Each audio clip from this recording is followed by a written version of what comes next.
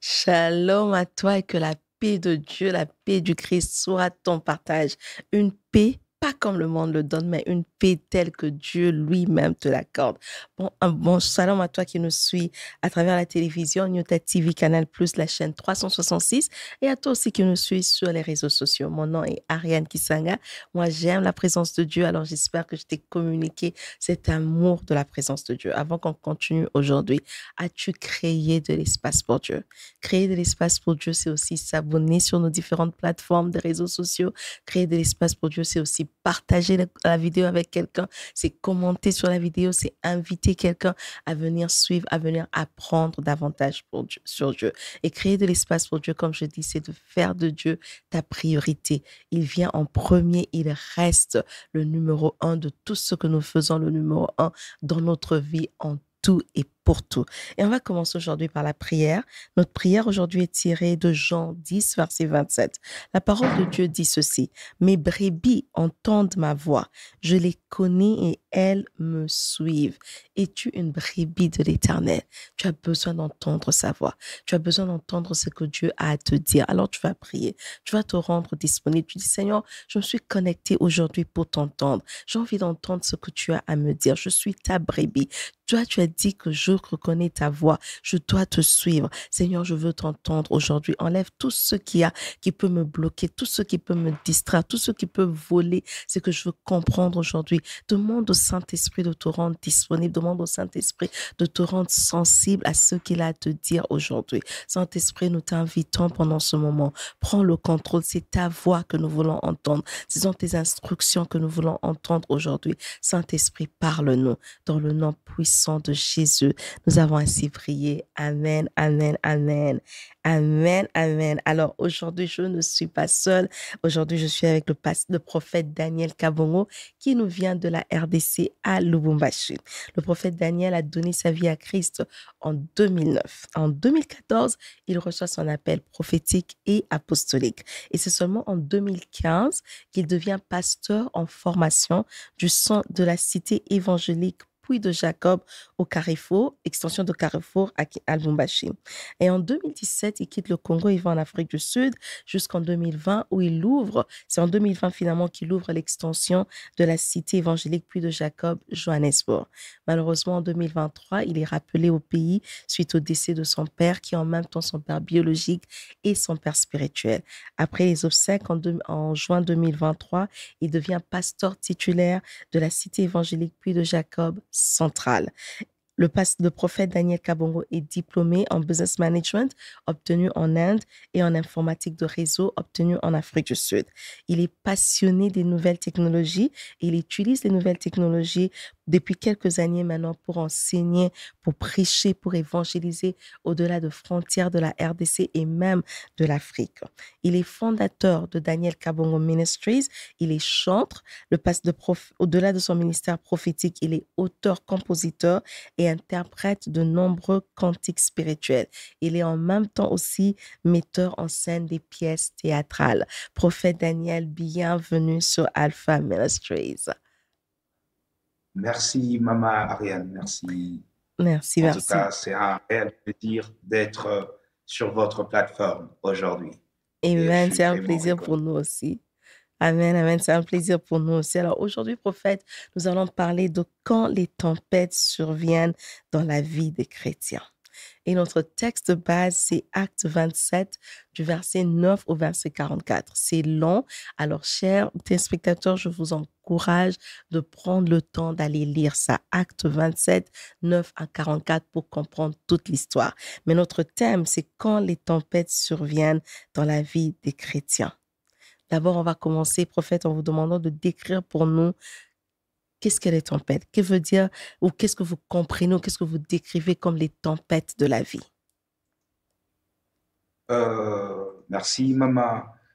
Je vais décrire le tempête, ou bien une tempête de la vie, comme étant les épreuves, Mhm, comme étant les épreuves, les difficultés, le moment d'angoisse, le moment de pleurs, le moment où tout n'avance pas, le moment où mhm, tout ne marche pas, le moment où tu sens que les gens t'ont abandonné. le Mhm. moment où tu te sens seul, le moment où rien n'avance. Écoute, tu passes par la tempête de la vie. Tu Mhm. passes par des difficultés, sache que c'est une tempête qui est dans ta vie. Amen. Merci. Donc, les tempêtes sont les épreuves, les difficultés, les moments d'angoisse, les moments de pleurs, le moment où tu te sens seul, le moment où tu sens que tu es abandonné à ton propre sort, des moments en fait de difficulté. Chaque fois que tu passes par ce moment-là, le prophète nous dit que pendant ce temps, tu es en train de passer des tempêtes de ta vie. Alors, prophète, est-ce que les chrétiens sont à l'abri des tempêtes de la vie? Est-ce que le fait qu'on ait Christ en nous nous épargne de ces épreuves, de ce temps de difficulté, de ce temps où on se sent seul? En tout cas, maman, je veux dire une vérité. Mhm. Ce n'est pas parce que nous sommes chrétiens qu'on est à l'abri de la tempête. OK. Ce n'est pas parce que on croit au Seigneur Jésus-Christ que nous sommes à l'abri. Ce n'est pas ça. Mhm. Même Christ lui-même, dans sa vie, dans son parcours, la tempête s'est élevée. Mhm. Même Christ lui-même a eu des moments compliqués, des moments difficiles, des moments où la tempête s'est réellement levée dans sa vie. Je vous donne, par exemple, si on prend l'exemple de Marc chapitre 4, 35e verset, où quand Christ, ça, je parle d'une tempête physique d'abord, et nous allons Mhm. partir même sur le plan spirituel. Écoutez, OK. la parole de Dieu déclare, lorsque Christ traversait avec ses disciples de l'autre côté, la parole de Dieu déclare, il y a eu une tempête s'est levée Mm. lorsqu'ils étaient en train de traverser. Donc, ce qui signifie, lorsque Christ traversait, lorsque Christ allait de l'autre côté, une tempête s'est levée et la tempête avait pour mission de détruire Christ, avait Mhm. pour mission de détruire les disciples, avait pour mission que leur mission ne puisse pas s'accomplir parce que la mission de Christ était d'aller délivrer le fou de Gadara. Et vous allez Mhm. vous rendre compte que pour aller délivrer le fou de Gadara, ce n'était pas facile. Il y a eu la tempête qui s'est levée pour empêcher la délivrance du fou de Gadara. J'aimerais dire à une personne, tu peux avoir une grande destinée dans ta vie, mais ça ne signifie pas que tu es à l'abri d'une tempête. La tempête, Mhm. les difficultés peuvent s'élever. Prenons l'exemple de Christ. Christ, dans sa vie, il y a eu une tempête qui s'est levée. Si on prend la crucifixion de Christ, ça symbolise la tempête, ça Mhm. symbolise un moment d'abandon parce que Christ était abandonné. Même Pierre avait relié Christ. Voilà pourquoi Mhm. tu te rends compte que ta vie, à un certain moment, les gens t'abandonnent facilement. Les gens te rejettent. Tu te sens rejeté, tu te sens abandonné. Sache que tu es en train de traverser par un moment où la tempête s'est levée. Écoute, ce n'est pas parce que tu pries, ce n'est pas parce que tu pars chaque jour à l'église que tu seras épargné de la tempête. Mais la chose qu'il faut mettre dans sa tête, malgré la tempête, tu dois rester calme, car Christ viendra te sauver. Mais nous ne sommes Amen. pas à l'abri de la tempête, parce que Christ lui-même, la tempête était survenue dans sa vie. Mhm. Amen, amen. Alors, est-ce que les chrétiens sont à l'abri de la tempête de la vie? Non. Notre foi ne nous met pas à l'abri de la tempête. Et l'homme de Dieu a utilisé le verset de Marc 4, verset 5, pour nous montrer comment même une tempête physique est venue quand Christ était avec ses disciples, quand ils essayaient de passer de l'autre côté pour aller délivrer le fou de Gadara. Christ est passé par une tempête, il a été crucifié, abandonné par les siens. Donc ça veut dire que même ta foi en Christ, même avoir Christ en toi, ne t'épargne pas de la tempête. Alors, prophète, si on rentre dans notre passage de base qui est Acte 27, 9 à 44, de ce passage ici, qu'est-ce que nous pouvons tirer comme leçon? Qu'est-ce que ce passage nous enseigne en fait qu'on doit garder à l'esprit quand nous traversons des tempêtes? Oui, maman, merci beaucoup. Écoutez, peuple de Dieu, nous devons garder quelque chose et nous devons mettre en esprit quelque chose. Vous allez vous rendre compte que c'est l'histoire de Paul. Et vous allez vous rendre compte Mhm. que cet homme a beaucoup souffert. D'abord, cette histoire se passe, il était prisonnier, premièrement. Il était Mhm. prisonnier. Donc, ce qui signifie il passait par un moment de la tempête, par un moment où tout n'avançait pas, par un moment où sa vie était dirigée par les autres, sa vie était contrôlée par les autres. Écoutez, à un certain moment, on devait les amener en Italie. Et la parole de Dieu déclare, lorsqu'ils partaient là-bas, ils étaient prisonniers et ils étaient en nombre, en troupe. Et la parole de Dieu déclare, ils ont pris un moyen de transport. Et le moyen de transport en question, c'était un bateau. Écoutez, ils ont commencé à naviguer. Après un certain moment, la tempête se levait. Écoutez, lorsque la tempête se levait, plusieurs personnes ont commencé à pleurer, plusieurs personnes ont commencé à pleurnicher, plusieurs personnes ont commencé à se lamenter. Je reviens d'abord en arrière. Avant que la tempête ne se lève, l'homme de Dieu, Paul, dit au commandant, dit aux soldats, dit aux centeniers qu'il faut faire ceci, il faut faire cela. Il a donné une orientation. Mais malheureusement, comme il était prisonnier, personne n'avait pris en considération l'orientation de Paul. Écoutez, j'aimerais ouvrir une parenthèse. Lorsque tu es avec une personne spirituelle, fais attention à tout ce qu'il te dit. Parce qu'il peut te sauver d'une tempête qui est en train d'arriver. Lorsque tu es face à un homme de Dieu, à un prophète, fais attention de ce qu'il est en train de te dire. Il peut te sauver à une histoire tragique que tu peux arriver dans la suite de temps. Voilà pourquoi Paul a donné les orientations, mais malheureusement, personne n'avait écouté, personne n'avait pratiqué ce que Paul avait donné. Et la parole de Dieu déclare après un certain moment que la tempête s'est levée. Et lorsque la tempête s'est levée, ils ont commencé à se lamenter, crier, tout ça. Mais j'aime ceci. Écoutez, Paul a dit à tout le monde qui était avec lui, il a dit, personne de nous ne périra. Amen. Personne ne périra. Écoute, j'aimerais dire à une personne lorsque tu traverses de moments compliqués, tu dois avoir premièrement l'assurance. Amen. Tu dois avoir l'assurance. Pourquoi l'assurance? Paul avait l'assurance parce que avant que la tempête n'arrive, vous allez vous rendre compte que l'ange de l'Éternel avait apparu à Paul et il a donné les orientations, il a dit ce qui devait arriver. Et Paul était au courant de tout ce qui devait arriver. J'aimerais dire à une personne, la tempête dans la vie d'une personne, d'un chrétien ne peut pas arriver sans pour autant que Dieu puisse révéler. Écoute, souvent Dieu nous révèle ce qui peut arriver dans 2 ans, dans une année, dans 10 ans, dans un mois, dans 2 jours. Des fois, on ne prête pas attention. On ne tire pas, on ne prend pas vraiment ça en considération. Dieu peut te dire ce qui peut arriver dans la suite du temps par un prophète, par 2 songes, par 2 visions. Mais des fois, on néglige cela.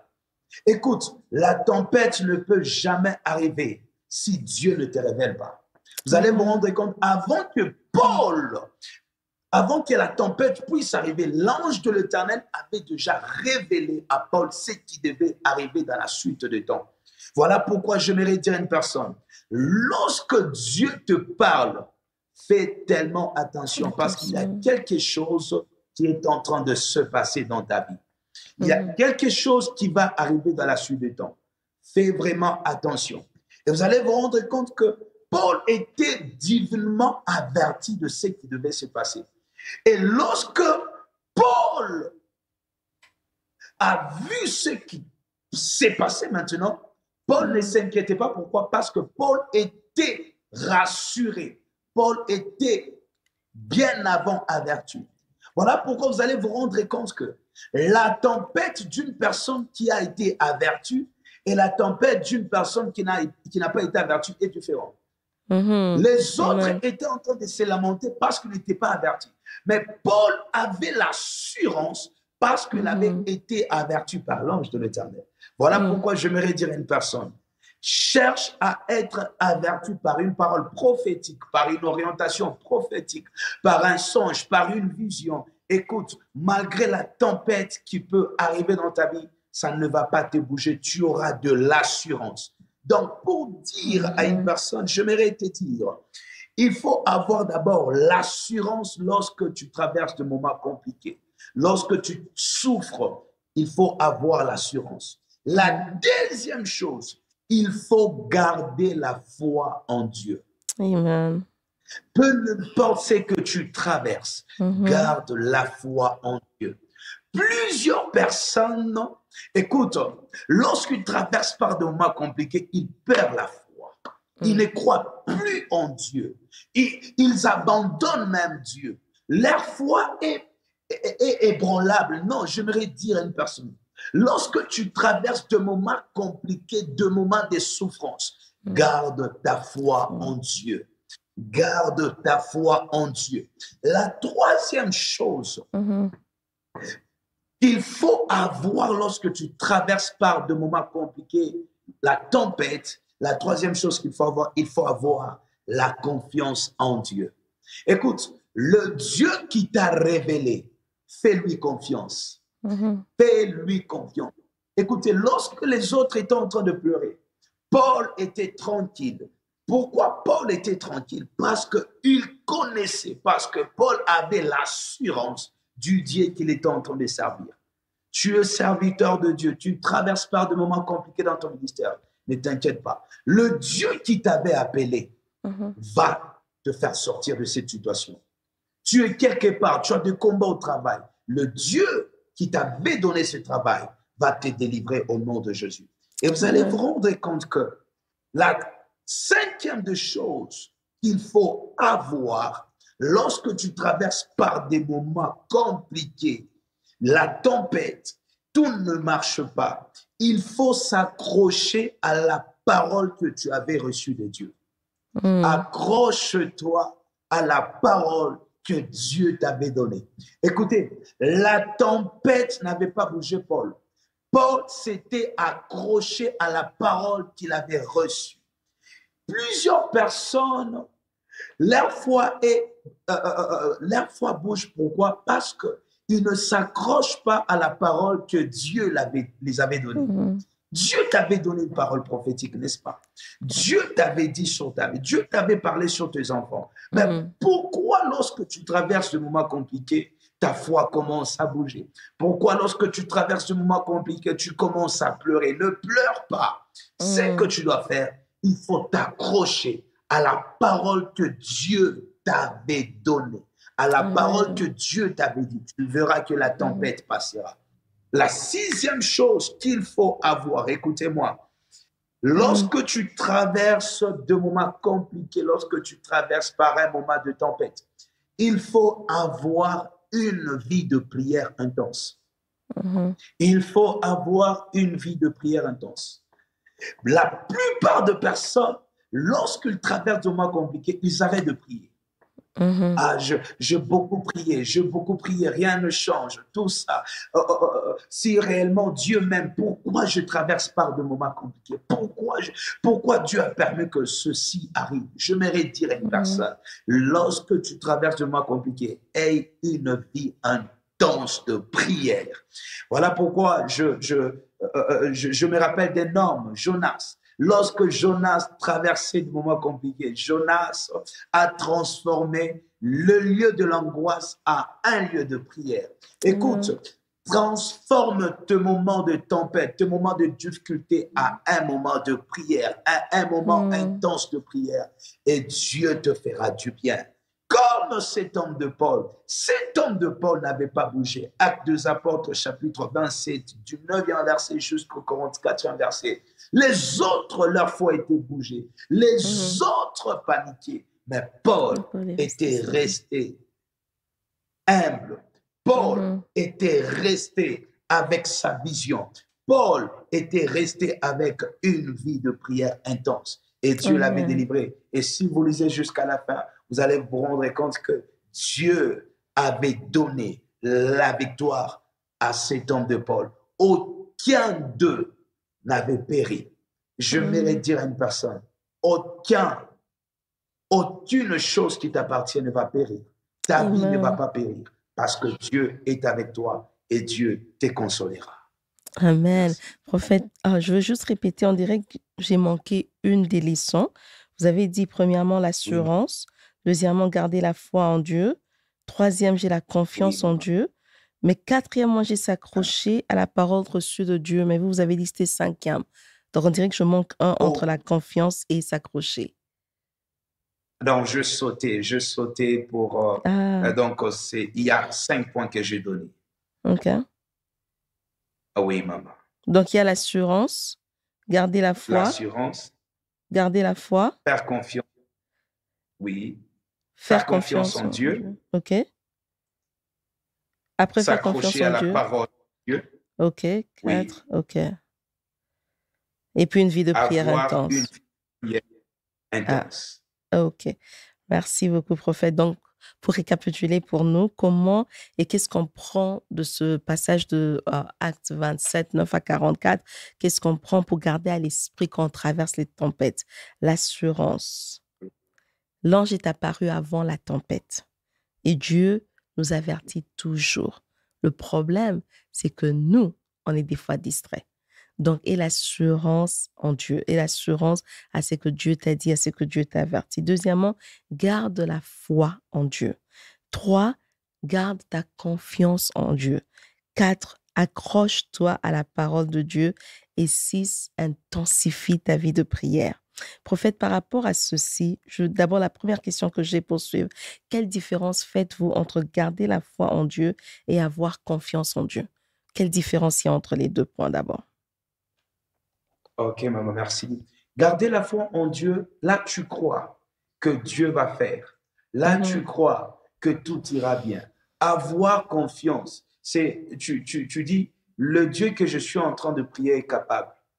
Parce qu'il y a certaines personnes qui croient, mais ils ne font pas vraiment confiance. Et vous allez vous rendre compte Mm. qu'ils dévient quand même. Ils partent quand même voir un devin. Ils mélangent quand même le fétiche pour que les histoires changent rapidement. Mais Ok, ok. ils croient que Dieu peut faire. Mais s'ils voient que les choses commencent à traîner, non, non. Regardez. Ils n'ont plus confiance vraiment. Ils partent Mm. voir un sangoma, ils partent voir un devin plutôt. Et le devin fait des choses rapidement là. Et Mhm. ça, c'est le manque de confiance. Lorsque tu crois, tu dois aussi avoir confiance en Dieu. Voilà pourquoi si Mm. quelqu'un croit et il a la confiance, il ne va pas bouger, sa foi ne va pas bouger. Il restera dans la constance. Il ne va pas aller chercher de remède ailleurs. Il va Mhm. rester dans la constance jusqu'à ce qu'il verra la délivrance du Seigneur. Amen. Donc, normalement, ce que vous dites, c'est que la foi, c'est croire que Dieu peut faire ou que Dieu va faire. Et la confiance, c'est se dire, en ce temps ici même, Dieu peut le faire. En fait, on croit que Dieu peut faire dans Oui, le futur et on a confiance qu'il veut le faire maintenant, sans dévier pour aller voir les devins et tout ça, si je comprends bien. oui, maman. Ok, merci. Et la deuxième question, vous avez dit que il faut intensifier sa vie de prière.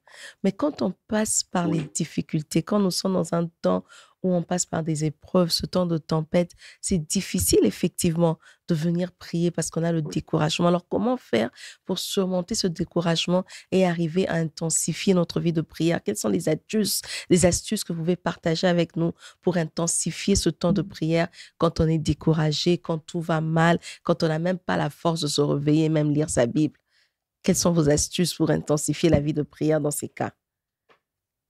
Merci, maman. L'astuce que je peux donner ici, pour intensifier sa vie de prière, il faut se laisser faire, se laisser guider par le Saint-Esprit. Mhm, C'est le laisser faire. Vous allez vous rendre compte que lorsque Jésus-Christ devait partir, il a dit à ses disciples, allez dans la chambre haute. mhm, Et lorsqu'ils sont arrivés dans la chambre haute, l'Esprit les a transportés, l'Esprit a tout fait, l'Esprit a travaillé. Écoutez, même si tu n'as pas la force, laisse-toi, laisse que l'Esprit puisse te diriger, l'Esprit puisse te mhm. guider et l'Esprit de Dieu va te donner la force de prier. Ce n'est Amen. pas évident. Et deux fois, nous nous sentons faibles, deux fois, nous nous sentons fatigués, deux fois, nous nous sentons être battus par de problèmes, de difficultés. Mais lorsque tu demandes recours au Saint-Esprit, lorsque tu fais recours au Saint-Esprit, le Saint-Esprit viendra, il prendra les monopoles de ta foi. Le Saint-Esprit te donnera même le parole que tu dois adresser à Dieu. Le Saint-Esprit fera tout. Le Saint-Esprit va te donner la force. Voilà pourquoi je voudrais dire, lorsque tu traverses par un moment de détresse, un moment de tempête, c'est que tu dois faire. Tu dois faire appel au Saint-Esprit. Le Saint-Esprit te donnera la capacité de vaincre, la capacité de prier, la capacité de rester, la capacité d'intensifier la vie de prière. Sans le Saint-Esprit, tu ne peux pas. Voilà pourquoi le Saint-Esprit est très, très important, même dans la vie des disciples. Les disciples ne devaient rien recevoir si le Saint-Esprit n'était pas descendu. Amen. Les disciples ne devaient pas opérer dans une dimension supérieure si le Saint-Esprit n'était pas descendu. Les disciples ont commencé à opérer lorsque le Saint-Esprit est descendu sur eux. Même nous, si nous voulons intensifier notre vie de prière, nous devons faire recours au Saint-Esprit. Et le Saint-Esprit fera tout. Amen, amen, amen. Faire recours au Saint-Esprit. Merci, prophète Daniel. Aujourd'hui, on a appris que les temps de tempête ne sont pas pour une catégorie de personnes et que même en tant que chrétien, on peut passer ce temps de difficulté, ce temps d'épreuve. Mais quand nous sommes dans ce temps ici, nous devons nous rappeler de garder l'assurance de ce que Dieu a fait, ce que Dieu nous a dit qu'il allait faire, de garder notre foi en Dieu, de garder la confiance en Dieu, de se dire qu'il est capable de faire même maintenant, de s'accrocher à la parole qu'on a reçue, que ce soit par rêve, par prophète ou même à l'intérieur de la Bible, quand nous savons garder confiance et s'accrocher à cette parole. Et dernièrement, 5e lieu, c'est d'intensifier cette vie de prière. Quand tu es découragé, fais appel au Saint-Esprit. Si tu sais prier en langue, prie pendant ce moment-là en langue et le Saint-Esprit lui-même viendra te donner le courage de continuer. Prophète Daniel, que le Seigneur vous bénisse. Avant qu'on clôture aujourd'hui, prophète, si vous pouvez juste prendre une minute pour prier pour les personnes qui vont suivre cette émission et qui passent par ces temps difficiles, des personnes qui sont en train de se poser la question, est-ce que Dieu est capable de le faire? Dieu va-t-il le faire? Des personnes qui sont découragées, est-ce que vous juste prier pour redonner la foi, que Dieu puisse aider ces gens à se relever, s'il vous plaît? Amen. Merci, maman. Amen. Bien-aimé dans le Seigneur, j'aimerais prendre ce moment pour prier pour toi. C'est un moment où lorsque tu vas commencer à suivre cette émission, que le Seigneur te parle, que le Seigneur te visite. Que le Seigneur soit avec toi. Sois connecté et sois concentré, quel que soit le degré, la dimension de ton problème, maintenant même, il y a un miracle qui va te suivre. Sois concentré, je vais prier pour toi. Seigneur Jésus-Christ de Nazareth, je commence à déclarer ce parole prophétique. Tout celui qui sera connecté, tout celui qui va suivre cette émission, doit témoigner au nom de Jésus-Christ de Nazareth. Quelle que soit la dimension de problème, je déclare à l'instant que cette personne soit délivrée au nom de Jésus-Christ. Toute tempête qui s'est levée dans la vie d'une personne, je déclare à l'instant que cette tempête doit disparaître. Comme il est écrit dans Marc que tu avais menacé la tempête et la tempête s'était arrêtée. Je commence à menacer toute tempête dans la vie d'une personne et je déclare toute tempête, que ça soit la sorcellerie, que ça soit le chèque, que ça soit la stérilité, que ça soit l'abandon, que ça soit n'importe quelle tempête, la maladie, je déclare, ça doit quitter, ça doit partir au nom de Jésus. Même de gens qui ont des crédits à la banque, même de gens qui ne savent pas quoi faire, Je déclare à l'instant et à l'immédiat que le Seigneur touche leur vie et cette tempête doit quitter au nom de Jésus-Christ. Tout celui qui est malade, je déclare la guérison au nom de Jésus-Christ. Tout celui qui a de problèmes, je déclare la solution au nom de Jésus-Christ. Tout ce que vous allez entreprendre réussira, avancera au nom de Jésus-Christ. Si le mot tempête existe, j'ai un Dieu vivant qui existe. Et je déclare, soyez bénis, soyez restaurés, et que la tempête s'arrête à l'instant, à l'immédiat, dans vos vies, au nom de Jésus-Christ. Tu as un problème de finances, que tes finances soient libérées au nom de Jésus. Tu es locataire, reçois ta propre maison au nom de Jésus-Christ de Nazareth. Tu ne connais pas Christ. Je prie que Dieu te donne la force de les connaître au nom de Jésus-Christ. Amen. Amen, amen, amen. Que Dieu vous bénisse, prophète. Au nom de Jésus, nous recevons toutes ces paroles de bénédiction. Que Dieu te bénisse aussi, toi qui as pris le temps de suivre sur ta télévision, la chaîne 366 Canal+, ou qui nous a suivis sur YouTube ou Facebook. Rappelle-toi que créer de l'espace pour Dieu, c'est aussi dire à ton voisin, à ta voisine de se brancher la semaine prochaine à la même heure sur Nyota TV, ou alors se créer de l'espace pour Dieu, c'est aussi pour toi de t'abonner à nos différentes plateformes de réseaux sociaux, partager avec quelqu'un, laisser un commentaire et aimer la page. Jusqu'à ce qu'on se voit la semaine prochaine, rappelle-toi de toujours créer de l'espace pour Dieu.